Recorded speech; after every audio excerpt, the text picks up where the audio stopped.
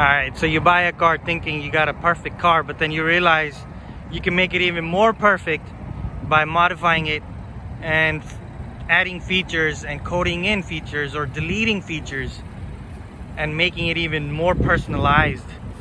And that's exactly what I did. I bought this car, BMW 335i, and I started using Bimmercode to code in everything that I wanted to.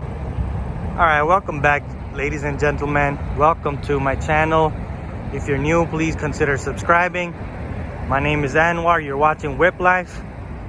And let's get straight into the video. In case if you don't know what Bimmercode is, it's basically an app that you download on your phone, and you use this WePeak Bluetooth adapter and you connect it to your ECU of your car, and you just code in the features that you want to code in your car. All right, so the first feature that I coded in was this stop and start button. Every time I stopped at the red light, the engine would shut off, and I hated that feature, so I used Bimmercode and I coded that out. I mean, I know you can use this button on the top to just press it and help it remember not to turn off the engine every time you stop. But then it was so annoying. Every time I would shut off the car and come back after 30 minutes, I would have to press this button again, and it was so annoying. So I just coded it out. But even then, if you're in Eco Pro mode, this thing would still turn on and you would still have to press this button again to turn it off. But if you're not driving in Eco Pro mode, it would stay off, and that's what I liked. So I turned that off. This was the first feature I actually coded in my car. All right, so the second feature was basically closing and opening the side mirrors with the key fob. For example, when you lock the car, they would fold in. My car is start right now, so that's why I was honking. But if your engine is shut off and you just press the lock button, it would close the side mirrors. And same way is a second separate feature, but I'm gonna count it as the same. If you unlock the car, the mirrors would open up. Another one was using your key fob to open all the windows. I mean, you could, a lot of BMWs actually come with that. You just hold on to it and the windows would open, and the sunshade would open too. I mean, a lot of BMWs come with this feature, but mine didn't, so I had to code it in. But then in US, for some reason, you cannot close the windows with your key fob, and that's because there's some safety issues. So I coded this feature in anyways because I liked it, closing the windows with my key fob. Just hold a button and all the windows would close, and even the sunroof would close. But this is very, very handy feature, and I love using this, especially in summer when I have the windows down. I lock the car, I'm walking away, and I see I forgot to close the sunshade or the window. All I have to do is just hold on to the fob, close it, easy. And if I'm walking to the car and I wanna, before I even get to the car, I wanna open the window so the air would circulate, I would just hold on to the fob, let the air circulate, and then hop in. All right, let's hop back into the car and tell you what other things I coded. All right, next, my car came with a small, puny windscreen, this infotainment screen. It was so bad. It looked like one of those peasants' car, but I always wanted one of those big screens, so I just found one. This is OEM from eBay. The seller, he updated his screen to some aftermarket, and I wanted OEM. This, I think it's 8.8 inch screen. It's not touch screen, but I just wanted a bigger screen in my BMW, and this one was perfect, and it was like what, 73 bucks, and I think it was worth it. So I installed it, and I realized it won't work until I coded in. I found this video on YouTube and they showed how to code that in, so I basically just coded in the screen after I installed it, and it started working. And also, speaking of the screen, if you go here sports display.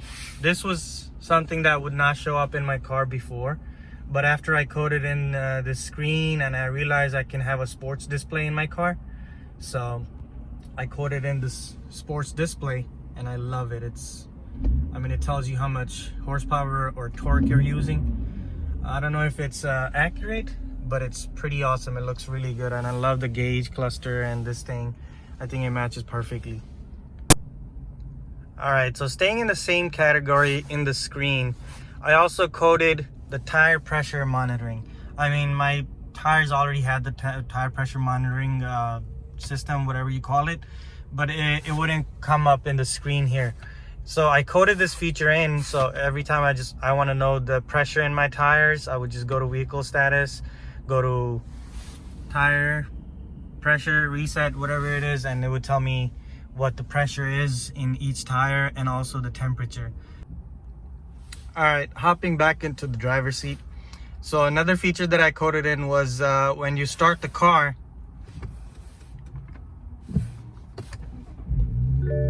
you won't see any warning signs, the usual BMW warning signs that you get on the screen. I coded it out. I don't want to see it every time I turn on the car. I don't want to see it. I know there are other things that you could code in, like M logos or i8 logo or Mini Cooper logos. I don't want to code any of that in. I just don't want anything showing up on my screen, not even the warning sign. So I coded that sign out. And also, when you turn off the car and you walk away, the screen would shut off. Before, when I bought this car, I would shut off the car and open the door and leave, and I see my screen is still on, and it would stay on for, I don't know, like a minute or two, a couple of minutes maybe. I don't remember how long it stayed on, but it used to stay on and I hated it. And so I was like, let me just shut this thing off as soon as I open the door. So when I turn off the engine and I step out, I open the door, the screen would just shut off. Next, about the seat belt. So I coded a feature, I don't remember what exactly it was, I'm sorry, but it was something that the warning sign for the seatbelt would not come on until I go above 10 miles per hour or after a certain distance that I have passed. Maybe I think it was 100 or 200 meters. But under that, under 10 miles per hour, and if I'm not driving more than 100 meters, the warning sign, the ringing noise would not come on. All right, so in the gauge cluster, you see I coded in the digital speed, which is right now 7 miles per hour, and my seat belt is not ringing because that's how I coded in. But as soon as I go above 10 miles per hour, oh wait, it didn't ring. That was a fail. So maybe it was after 100 meters it would start ringing. Right now it's not ringing. So that's pretty cool. I like that. I don't want it to ring as soon as I jump into the car and start driving. Sometimes I'm not even driving that far. Check out that view. Love this bridge. If any of you know where this is, let me know. Let's see if you know where I am right now. What's the name of this bridge? Comment below. So this was the the speed, digital speed in the gauge cluster. Also, there you go. Now the safety belt came on. Also, I have the safety belt on now, seat belt. So every time I would put the indicator on, it would only blink 3 times. And I think that was not enough for me to, quickly change the lane. Sometimes I keep the indicator on for longer. But what if I just wanted to make it blink more than 3 times when I'm changing lane or if I'm taking a turn? So that's what I coded in.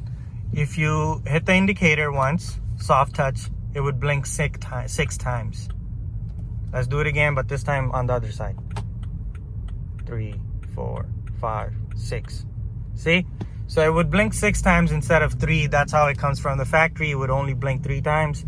And I think making it blink 6 times is really helpful. And if you're wondering if I even use my indicators, yes, I do. That's why I coded it in. I have a BMW, surprise, and I'm still using my indicators. I don't know what's the deal with some people thinking we have BMW, so we're not going to be using our indicator. I like to be safe. I put on my seatbelt and I do use my indicators. All right, that's it for today. Sorry my car is dirty, I know. There's some bird poop on the front too.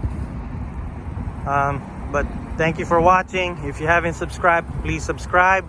Let me know what else I could be coding in my car.